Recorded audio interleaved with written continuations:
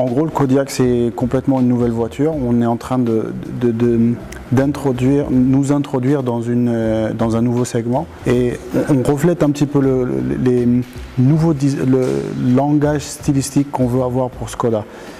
Ce n'est pas une rupture, c'est une continuité qu'on a par rapport au modèle qu'on a actuellement dans le marché. Mais c'est une rupture dans le fait où on veut en fait délimiter les limousines des SUV.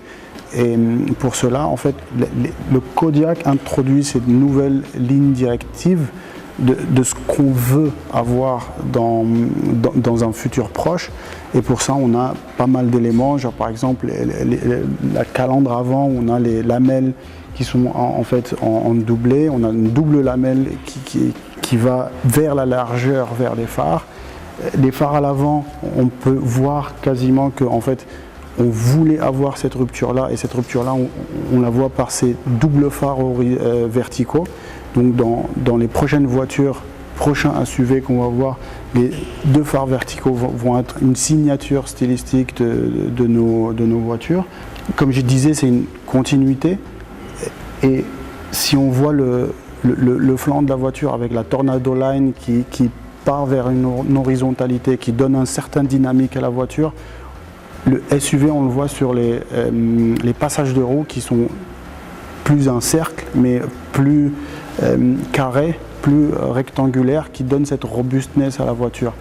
On vient de République tchèque, on est assez fiers de l'être, et le cristal, les éléments cristallines de la voiture, on l'introduit encore plus dans le Kodiaq, et c'est ce qu'on voulait aussi rajouter dans notre langage stylistique. C'est l'émotion qu'on voulait transmettre vers le client, c'est l'émotion qu'on veut donner, et c'est ce que pour nous était très important, c'est de voir cet aspect-là plus dans l'humain, et plus dans l'humain et l'héritage qu'on avait entre Škoda et la République tchèque.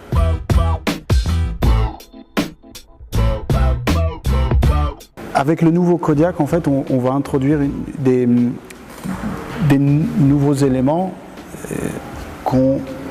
qui vont introduire on va dire le langage SUV qu'on va avoir dans un futur proche.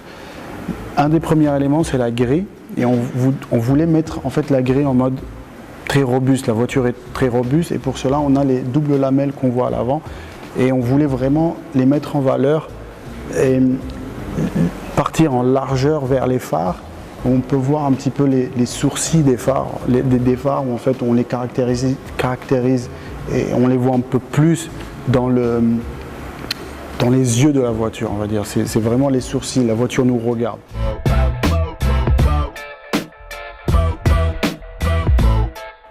Alors, bienvenue dans l'Inter. Donc, en gros, c'est une continuité de ce qu'on avait dit par rapport à l'extérieur. On introduit un nouveau design linguistique propre aux SUV.